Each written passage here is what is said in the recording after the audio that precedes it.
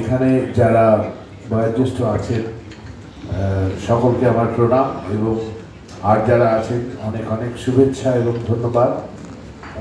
আমাদের কাছে এটা একটা বড় পাওনা যে আজকে এই একটা অন্য সময়ে করা হয়েছে আমাদের এই প্রেস কনফারেন্স, কিন্তু সকলে এসেছেন। আমি বিশেষভাবে কৃতজ্ঞ।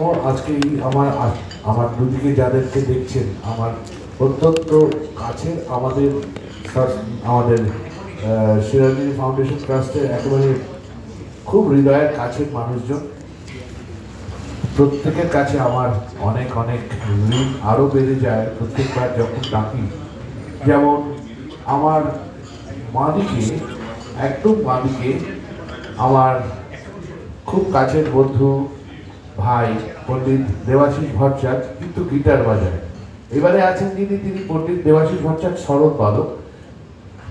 এই দেবাশিস ভট্টাচার্য কিন্তু আমাদের এখানে বেশ কয়েকবার বাজিয়েছেন, ওকে বলতেও চলে এসেছে। তার পাশে যিনি আছেন আমাদের অত্যন্ত শ্রদ্ধার এবং যাকে বলে আমাদের যাদের দু তিনজনের মধ্যে একজন, যাদের না হলে স্বরসম্রাট হয় না, তিনি হলেন পণ্ডিত কুমার বোস। আমাদের প্রত্যেকবার যারা আলো করে থাকেন আমাদের স্টেজ, তার পাশে তিনি আছেন, তাকে আমার পিসি বলা উচিত কিন্তু দিদি বলি, কারণ আমাকে তিনি হাফ প্যান্ট থেকে দেখছেন, অলকানন্দা রায়। তো বন্দিদিকে যখনই বলি বন্দিদি তো আসবেনি, বন্দিদি ঠিক সময় বার করে, বন্দিদি এত ব্যস্ত থাকে, ঠিক এসছেন। আর তার পাশে যিনি আছেন তাকে আমাদের এই পরিবারে প্রথমবার পেয়েছি এবং আমরা অত্যন্ত কৃতজ্ঞ এবং কি বলবো যে এরকম একজন মানুষ, লাল বাবা রাইসের যিনি কর্ণধার শ্রী পার্থ নন্দী, উনি এইভাবে আমাদেরকে সাহায্য করার জন্য এগিয়ে এসেছেন এবং আমাদের আশা এবং ইচ্ছা যে আগামী বেশ কয়েক বছর আমাদের সঙ্গে তো থাকবেনই, আরও দীর্ঘায়িত হতে পারে লাল বাবা রাইস, যার জন্য এইবারের আমাদের যে ফেস্টিভ্যালের নাম, তার নাম হচ্ছে লাল বাবা রাইস সরসম্রাট বা সরসম্রাট ফেস্টিভ্যাল বা SSF। আমার ডান দিকে রয়েছেন আমার অত্যন্ত পরিচিত, খুবই কাছের একজন মানুষ, যার গুণমানার ভক্ত আপনারা সকলে, আমিও। তিনি কবি জয় গোস্বামী। আপনারা হয়তো অনেকেই জানেন বা জানেন না যে জয় গোস্বামী কবিতা ছাড়া যেটা মোটামুটি গেলেন, তিনি হচ্ছেন উচ্চাঙ্গ সঙ্গীত। তো সেই জন্য জয়ের একটা বিরাট ভূমিকা আছে। আমার বন্ধুবর বিক্রম ঘোষ, পণ্ডিত বিক্রম ঘোষ এসে উপস্থিত হয়েছেন। তার একটা নতুন একটা ছোট্ট সংযোজন আছে, তার জন্য একটু দেরি হলো। আপনারা জানেন যে ওর একটি ট্র্যাক অস্কারের জন্য শর্ট লিস্টের থেকে এখন আস্তে আস্তে যাচ্ছে। একটা জোরে হাততালি দিয়ে ওকে, এটা একটা সাংঘাতিক ব্যাপার। আমাদের খুব কাছের বন্ধু। তার পাশে বাঁদিকে রয়েছে আমার ছোটবেলার স্কুলের বন্ধু শ্রীকান্ত আচার্য। শ্রীকান্ত আমাদের কে, হ্যাঁ, তো 1 বছরের সিনিয়র। এক কি বললি, ক্লাসের না কিসের, স্কুলের বন্ধু। হ্যাঁ, স্কুলে কি হয়েছে তা 1 বছর আগে পরে কি হতে পারে না, তবে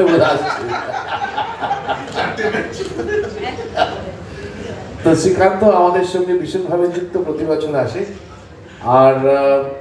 আর যারা আছেন এখানে সব মানুষই ইন্টারেক্ট করে দেখলেন। আর আরেকটাও কথা যে যিনি আমাদের প্রথম বলাটা শুরু করলেন, আমাদের এই ভলেন্টিয়ার আর্টিস্ট যে যারা প্রথম বছর থেকে আছেন, তার মধ্যে আরেকটা প্রাইম নেম হচ্ছে মধুমন্তী মৈত্র। মধুমন্তী মৈত্র কিন্তু সরসম্রাট ফেস্টিভ্যালের সঙ্গে এমনভাবে জুড়ে আছেন। আজকে ওর একটু তাড়া রয়েছে, একটু পরে বেরিয়ে যাবেন, একটু দেরি করে এসছেন। তো আমার সেটা মনে পড়লো যে দুদিকে লেট করে না ও। তো যাই হোক, সরসম্রাট ফেস্টিভ্যাল সম্পর্কে যেটা বলার সেটা হচ্ছে যে এই ট্রাস্টটি আমার বাবা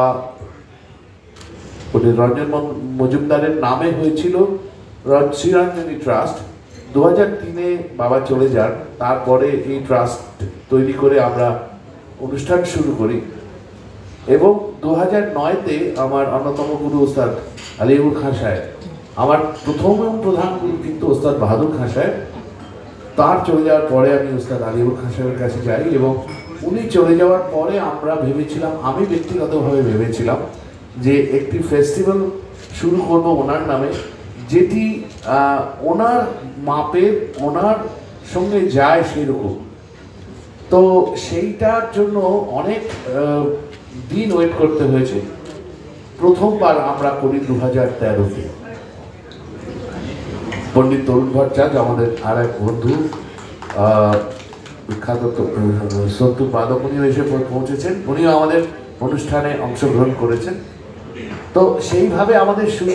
অনেক বুঝতেই পারছেন যে একটা বড় অনুষ্ঠান, ক্লাসিক্যাল ফেস্টিভ্যাল এই লেভেলে করাটা কলকাতার মতো জায়গায় কতটা কষ্টকর। যাই হোক, গুরুর আশীর্বাদে প্রথমবারটা আমরা উতরেছিলাম। সেইবারে প্রথম দিনের প্রথম আর্টিস্ট ছিলেন পণ্ডিত শিবকুমার শর্মা, সেকেন্ড আইটেম ছিলেন পণ্ডিত বিরজু মহারাজ, থার্ড আইটেম ছিলেন পণ্ডিত হরিপ্রসাদ চৌরাসিয়া, লাস্ট আইটেম ছিলেন পণ্ডিত যশরাজ। সারা রাত্রিব্যাপী অনুষ্ঠান। পরের দিন ফার্স্ট আইটেম ছিলেন আমার খলিফা, যিনি সদ্য চলে গেছেন, ওস্তাদ আশিস খান সাহেব, তার সঙ্গে ছিলেন পণ্ডিত স্বপন চৌধুরী, তারপরে ছিলেন আমাদের আর এক গুরুমা বিদুষী গিরিজা দেবী, তারপরে ছিলেন জাকিরজি, ওস্তাদ জাকির হোসেন তবলা সোলো। তো এইভাবে শুরু। এই করতে করতে পায়ে পায়ে এইটা 12 বছর, দ্বাদশ উৎসব হচ্ছে, দ্বাদশ বর্ষে।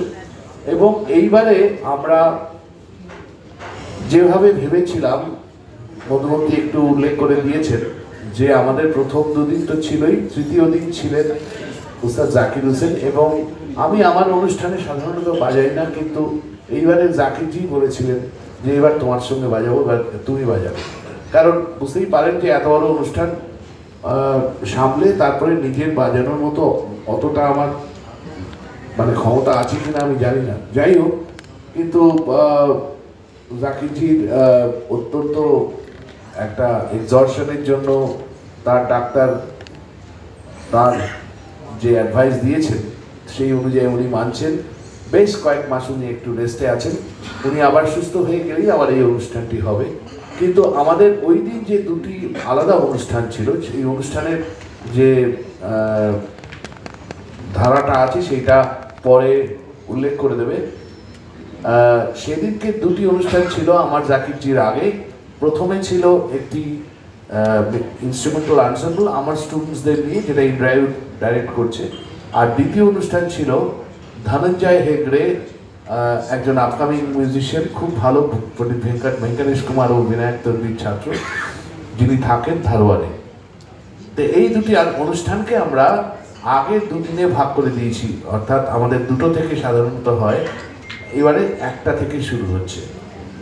আমার দুটো জিনিস আর বলার, সেটা হচ্ছে যে এই 12 বছরে আমরা যে পরিমাণ আপনাদের সহযোগিতা, শ্রোতা বন্ধুদের যে উৎসাহ উদ্দীপনা পেয়েছি, সেটাকেই পাথেয় করে কিন্তু আমাদের স্টার সম্রাট ফেস্টিভ্যাল SSF এসেছে। এবং সমস্ত আমাদের যারা বিজ্ঞাপন দাতা, আমাদের যারা অভিভাবক হিসাবে আছেন, সেখানে বেশ কয়েকজন এখানে আছেন যারা বিভিন্নভাবে হেল্প করেছেন। তাদের মধ্যে একজন আছেন ইন্দ্রজিৎ মুখার্জি, ইন্দ্রজিৎ তাকে দেখতে পাচ্ছি না, পিছনে হয়তো বসে আছেন। আর আছেন আমার বিশিষ্ট বন্ধু শিলাদিত্য গাঙ্গুলি, যিনি আমাদের এই প্রেস কনফারেন্সটি প্রত্যেকবার পরিচালনা করার জন্য সমস্তভাবে হেল্প করেন। আছেন আমাদের আরেকজন অত্যন্ত কাছের মানুষ, Shri Sharadindu Dutta, executive director ITC SRA, যিনি আমাদের অত্যন্ত শুভানুধ্যায়ী একজন ব্যক্তি। এবারও উনি হেল্প করেছেন আমাদের হোটেল পাওয়ার ব্যাপারে। তো আপনাকে অনেক ধন্যবাদ মিস্টার দত্ত। আর এছাড়া আমাদের সমস্ত বন্ধু বান্ধব এখানে যাদের যাদের দেখছেন, যারা আগে পার্টিসিপেট করেছে, আমার বন্ধু ভাইয়েরা, তারাও আজকে এসছেন। এখানে সবাইকে দেখতে পাচ্ছি। আমার গুরুর আজীবনের সেক্রেটারি যিনি ছিলেন, যিনি বিভিন্নভাবে হেল্প করেছেন, তিনি হচ্ছেন আশিস রায়। এখানে বসে আছেন, একবার আশিস রায় তুমি উঠে দাঁড়াও। হ্যাঁ, তো এইভাবে নানাভাবে আমরা যাদের যাদের কাছ থেকে বিভিন্নভাবে আমরা সাহায্য পেয়েছি তাদের কাছে অনেক কৃতজ্ঞতা জানাই। আর যারা যারা মিডিয়ার যারা এসেছেন তাদের কাছে একটি অনুরোধ, যে আপনারা যেভাবে অন্যান্য বম্বে ফিল্ম বা টলিউড সম্পর্কে যতটা উৎসাহ উদ্দীপনা নিয়ে ছবিগুলো বা যে খবর পরিবেশনা করেন, ক্লাসিক্যাল মিউজিকের জন্য একটু করুন। কারণ এটি এমন একজনের নামে হচ্ছেন, স্যার সম্রাট উস্তাদ আলী আকবর খান সাহেব, যাকে বলা হতো মিউজিশিয়ান অফ দ্য মিউজিশিয়ানস, যার পরিমাণ করা, তার আর্টের পরিমাপ করার যোগ্যতা আমাদের তো নেই, কার আছে জানি না। তো সেই জন্যই কিন্তু এই যে এতজন শিল্পী এখানে আসেন, আমরা দেখেছি তাদের শ্রেষ্ঠ গান বাজনা করার যে যে হিস্ট্রি রয়েছে, এবারও আশা করি আমরা ঠিক সেইভাবেই পাবো। আমি একটা ছোট্ট ঘটনা শেয়ার করছি। পণ্ডিত শিবকুমার শর্মাজি অনেকবার বাজিয়েছেন, একবার জাকিরজিকে নিয়ে বাজাচ্ছেন, এত ভিড় হয়েছে সেবার ভাবা যায় না, এবং অসাধারণ বাজনা। রাত্রি 1টার সময় আমাকে শিবজি ফোন করেছেন, ওনার গলাটা ধরে আসছে। উনি বলছেন যে জানো, আজকে আমার বাজনা আমার সবসময় মনে হয় যে কিছুই হলো না, কিন্তু আজকে বোধহয় খান সাহেব আমাকে দিয়ে বাজিয়ে নিয়েছেন, এই বাজনাটার রেকর্ডিংটা একটু পাওয়া যাবে? তো এইটা হচ্ছে একজন শিল্পীর মনের থেকে এই কথাটা বেরোচ্ছে। আলী আকবর খান সাহেব, উস্তাদ আলী আকবর খান সাহেব এমনই একজন শিল্পী যার জন্য সমস্ত শিল্পীর শ্রদ্ধার যে জায়গা, সেটা সবসময় বেরিয়ে আসে তাদের কথায়, তাদের শিল্প পরিবেশনের মাধ্যমে। তো আপনাদের কাছে এইটা অনুরোধ যে ক্লাসিক্যাল মিউজিককে আপনারা আরেকটু প্রায়োরিটাইজ করুন, এবং আমাদের যে শ্রীরঞ্জনী ফাউন্ডেশন ট্রাস্টের যে কাজ, শুধুমাত্র প্রথিত যশা সুপারস্টারদের প্রেজেন্টেশন নয়, তার সঙ্গে সঙ্গে আমরা ইয়াং ট্যালেন্টসকে যে সামনে আনছি, সেটার একটা তাদের এই প্ল্যাটফর্মটা পাওয়াটা খুব জরুরি, এবং তারাই কিন্তু আগামী দিনের সুপারস্টার হবে। তো আর বেশি কথা বলবো না, এই বলেই শেষ করছি। আপনারা খুব ভালো থাকুন, এবং আপনাদের সঙ্গে 14-15 দুদিন খুব আনন্দের সঙ্গে দেখা হোক। ধন্যবাদ। আমরা দেখতে পাই যারা শাস্ত্রীয় সঙ্গীতের জন্য এতটা মন খুলে সাহায্য করতে চান, এবং তাদের মধ্যে পার্থবাবুকে আমরা যে আমাদের সৌভাগ্য, ওনার সাথে আলাপ হয়েছে এবং উনি আমাদের সহযোগিতা করবার জন্য হাত বাড়িয়ে দিয়েছেন, সেই জন্য আমরা সকলে মিলে ধন্যবাদ জ্ঞাপন করতে চাই পার্থবাবুকে। আমাদের মধ্যে অনিন্দ্যবাবু এসছেন, প্লিজ আসুন এখানে। Thank you, thank you.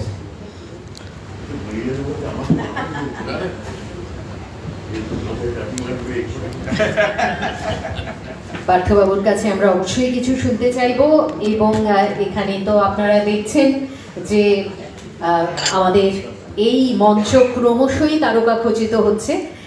সবারই কিন্তু একটু হালকা তারা আছে, সেজন্য আমরা পরপর সবার কাছে কিছু শুনবো। পার্থবাবু বলুন। নমস্কার প্রত্যেককে। আমি এখানে বসেই বলছিলাম যে এখানে বসার 1% যোগ্যতা আমার। প্রত্যেকে তাদের নিজ নিজ জায়গায় এত উপরে আছেন, যেটা আমার কাছে কল্পনাতীত। আমাদের পরিবার খুব ভালোবাসে এই ধরনের কালচার। আমি কর্ণধার নই, আমি একজন সদস্য মাত্র। আমার বাবা আছেন, আমার ভাই আছেন, সবাইকার সঙ্গে নিয়ে আমাদের এই কারখানাগুলি চলে। আমরা অত্যন্ত খুশি এবং সম্মানিত এসএসএফ এর সঙ্গে যুক্ত হতে পেরে। আমাদের ইচ্ছা আজকের দিনে শিক্ষা বলতে যা বোঝায় সেটা যেন ছোট হয়ে এসেছে। শুধু যেন বইতেই পড়লেই মানুষ শিক্ষিত হয়ে উঠছে। শিক্ষার এতগুলি রূপ আছে, যে রূপের মাধ্যমে বা যার হাত ধরে যে কোনোভাবে পৃথিবীর 1 নম্বর হওয়া যায়, আমরা যেন সেগুলো ভুলে যাচ্ছি। এই শিক্ষাগুলি আমার মনে হয়, আমি যতটা জানি, পৃথিবীর মধ্যে ঠিক এই জায়গা থেকেই, পশ্চিমবঙ্গ থেকেই, বা বঙ্গ, আমাদের যে পুরনো বঙ্গ ছিল সেখান থেকেই এটা শুরু হয়েছিল। গোটা পৃথিবীতে ব্যাপ্তি আজ আমাদের করজোড়ে আবেদন আমাদের এখানের প্রত্যেক বাবা মার কাছে, তারা যেন বইয়ের পড়া ছাড়াও, নিশ্চয়ই বই তো লাগবেই, গান লিখতে শিখতেও বই লাগবে, তাদের সন্তানদের বাকি শিক্ষায় শিক্ষিত করার জন্য একটুও মন দেন। আমাদের পশ্চিমবঙ্গ, আমাদের ভারতবর্ষ পৃথিবীর মধ্যে যেমন এই শাস্ত্রীয় সঙ্গীতে জায়গা করে রেখেছে, সেটা যেন আমরা বয়ে নিয়ে যেতে পারি। এটা আমাদের বাবা মার দায়িত্ব। আমি নতুন, আর কিছু আমার আবেদন নেই, আমি আর কিছু বলবো না। আমি প্রচন্ড আনন্দিত, আমার পরিবার প্রচন্ড আনন্দিত এসএসএফের সঙ্গে যুক্ত হতে পেরে। এবছর লাল বাবা রাইস এসএসএফ নামটা একসঙ্গে উচ্চারণ করতে পেরে আমরা আপ্লুত। ধন্যবাদ প্রত্যেক সাংবাদিক বন্ধুকে। এখানে যারা আছেন তাদের নাম আমার নেওয়ার স্পর্ধা নেই, তাদের প্রত্যেককে আমার প্রণাম। আর একবার অন্তরের অন্তঃস্থল থেকে প্রত্যেককে ধন্যবাদ দিয়ে আমি আমার বক্তব্য শেষ করছি। ধন্যবাদ। যেটা আমার মনে হয় সূত্র টেনে একটু দুটো কথা বলতে চাই। বললো যে যেরকম ছায়াছবির আপনারা বড় করে কভারেজ হয় বা ইত্যাদি ইত্যাদি যা যা হয়, সেটা যেন ক্লাসিক্যাল মিউজিকের হয়। একটু অঙ্কটা দেখবেন একবার। এসএসএফ 2,500 লোক রোজ। আমি নিজেও প্রচুর সিনেমার মিউজিক করি, আপনারাও জানেন সেটা। অনেক ছবিতে একটা 200 থিয়েটারও খালি যায়। শ্রীকান্ত আচার্য যখন প্রোগ্রাম করে, রবীন্দ্র সদন উপচে পড়ে। তাহলে কেন সঙ্গীত অনেক বেশি কভারেজ পাবে না যদি সংখ্যাই সবকিছু হয়? আমাদের ঐতিহ্য, মিউজিক্যাল ঐতিহ্য, বেঙ্গলের স্পেশালি, এটা বিশ্বের দরবারে চেনা হয়েছে। লোকে এমন এমন জায়গায় বেঙ্গলের আর্টিস্টরা দাগ কেটে গেছেন, সেই মানটা কিন্তু দেওয়া উচিত। সেটা খালি আর্কলাইটস যেটা, সেইটাকে ধরে করতে গেলে বোধহয় ঠিক মূল্যায়নটা হয় না। এসএসএফ নিয়ে আমরা শুধু তেজেন্দ্রদা কেন, আমরা সকলে গর্বিত। এসএসএফ ওর ছেলে, ওর ফ্যামিলি এবং with the support of many people যেভাবে গড়ে তুলেছে, it is certainly the most successful festival in this part of the country, এবং সেটার জন্য আমরা খুব গর্বিত। We are very proud of you. তোমার সঙ্গে ঝগড়াঝাটি যাই হোক না কেন, কিন্তু এটা আমরা মানবো, এবং উই আর ভেরি প্রাউড যে ক্লাসিক্যাল মিউজিক নিয়ে এত লোক, এত সাকসেসফুল কনসার্টস, আগে থেকে টিকিট বিক্রি হয়, হাউসফুল হয়ে যাচ্ছে, জায়গা দিতে পারছেন। ডিমান্ড রয়েছে, ক্লাসিক্যাল সঙ্গীতের বিশাল ডিমান্ড রয়েছে। আমার ফেস্টিভ্যাল যেটা ওর মতো অত বড় নয়, কিন্তু নাথ ফেস্টিভ্যালে আমরা ফুল হাউস চাই। শ্রীকান্ত যখনই প্রোগ্রাম করে ফুল হাউস চাই। তরুণদার আমি রিসেন্টলি বাজালাম মফস্বলে, সেখানে ফুল হাউস। পণ্ডিত কুমার বোস রয়েছেন এখানে, উনিও দেখেছেন বোধ তেজেন্দ্রদার ফেস্টিভ্যাল আমার ফেস্টিভ্যালে বাজিয়ে দেখেছেন যে হাউসফুল, উনি বাজাচ্ছেন, সবাই এসে গেছে। তো this is the demand of classical music. আমরা কিন্তু চাইছি না, আমরা ডিমান্ড করছি। আমরা বলছি যে এই কাভারেজটা হওয়া দরকার, কেননা এটা আমাদের শাস্ত্রীয় সঙ্গীত, দিস ইজ আস, এটা আমরা, এবং এটা আমরা শ্রেষ্ঠ করি, আমাদের থেকে ভালো খুব কম লোক করে এটাকে আপনারা সেই যে মানটা এটার অলরেডি আছে, টিকিট দেখাচ্ছে, হাউস দেখাচ্ছে, সেইটা আপনারা বড় করে তার প্রচার করুন, সেটাকে ইকুয়াল লেভেল অফ গ্ল্যামার দিন। সো এটুকুই বলবো, মনে হয় আপনারা আমার সঙ্গে একমত হবেন। কথাটা তো ইলজিক্যাল বললাম না, বাট তেজেন্দ্রদা, congratulations again for doing something phenomenal for Indian classical music in this part of the country. আপনাকেও খুব কংগ্রাচুলেশনস। আপনারা যারা আসেন পাশে এইরকম ধরনের একটা মানে ইন্টিগ্রিটির কাজকে সাপোর্ট করতে, সেটা কিন্তু আপনারও একটা কোনো মানসিক জায়গা নিশ্চয়ই রয়েছে এটার সঙ্গে যুক্ত হওয়ার কারণ, সেটা সেই দিকটা আমরা চাই যে মানুষের মধ্যে আরো বেড়ে উঠুক, আস্তে আস্তে আস্তে আস্তে ওই সমাজটা আমরা দেখতে চাইছি যেখানে এই সঙ্গীত, এই গ্রেট মিউজিক, গ্রেট আর্টের একটা মূল্যায়ন হয়। হ্যাঁ, এই লাল বাবা রাইস আপনারা দেখছেন, এটা একটা brand.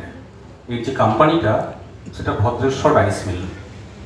Bhadreswar rice mill, Bhadreswar Nandi আমার দাদুর নাম।